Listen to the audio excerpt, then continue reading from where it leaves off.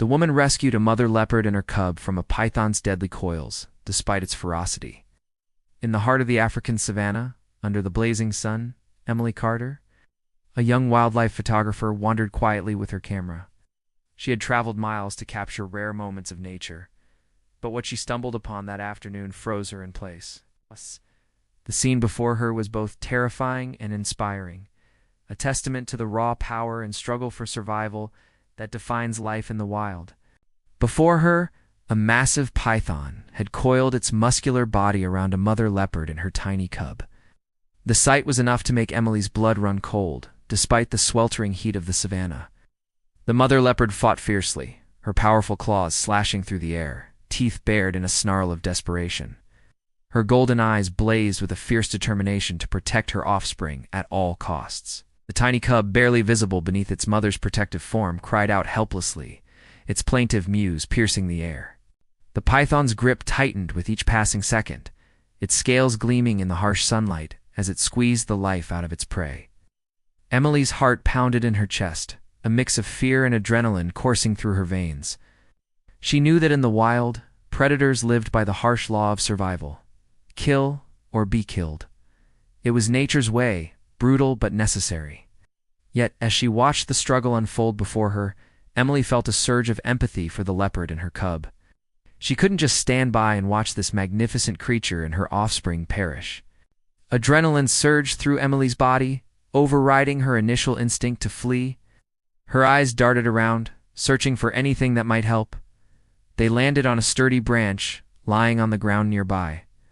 Without a second thought, Emily grabbed it, her hands trembling with a mix of fear and determination. She knew what she was about to do was dangerous, perhaps even foolish, but she couldn't bear the thought of not trying. With a deep breath to steady herself, Emily rushed forward towards the entangled predators. Her heart hammered in her chest, threatening to burst through her ribcage. As she approached, she began shouting at the top of her lungs, hoping to distract the python and give the leopard a chance. The sound of her voice, so out of place in this wild setting, seemed to momentarily confuse both animals. Seizing the opportunity, Emily jammed the branch into the python's thick coils with all her might. The snake hissed menacingly, its head whipping around to face this new threat. For a moment, Emily thought she had made a terrible mistake, as the python's cold, reptilian eyes fixed upon her. But then she noticed. Its grip had loosened, just slightly, but enough for the mother leopard to slash out with her claws. Encouraged by this small victory, Emily struck again and again with the branch. Each blow forced the python to uncoil further.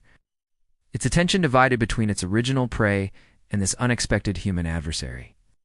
The leopard, sensing her chance, fought with renewed vigor. Her powerful hind legs kicked out, claws raking against the python's scales. The struggle seemed to last an eternity, though in reality, it was probably only a matter of minutes. Emily's arms ached from the effort of wielding the branch, sweat pouring down her face, blurring her vision. But she didn't dare stop. She could see the leopard was weakening, its movements becoming more desperate with each passing second. At last, with one final desperate push, the leopard summoned every ounce of strength left in her battered body. With a roar that seemed to shake the very ground, she pulled herself and her cub free from the python's grasp. The great snake, realizing it had lost its meal, slid back into the tall grass, defeated but still dangerous. Emily collapsed to her knees, her breath coming in ragged gasps, her heart racing so fast she thought it might explode. The adrenaline that had fueled her daring rescue began to ebb, leaving her feeling weak and shaky. She looked up, suddenly remembering the leopard, and found herself locking eyes with the magnificent creature. The mother leopard stood just a few feet away, still panting heavily, her golden eyes fixed intently on Emily.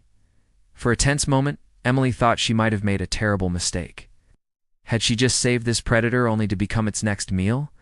She held her breath, unable to move, caught in the leopard's piercing gaze. But then, something extraordinary happened. The leopard lowered her head slightly, her cub pressing close to her side. There was no fear in her eyes, no anger, but something deeper, more profound.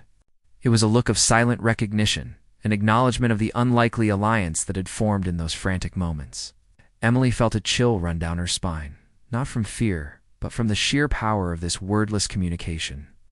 Then, With graceful strides that belied her recent ordeal, the leopard turned and carried her cub back into the tall grass.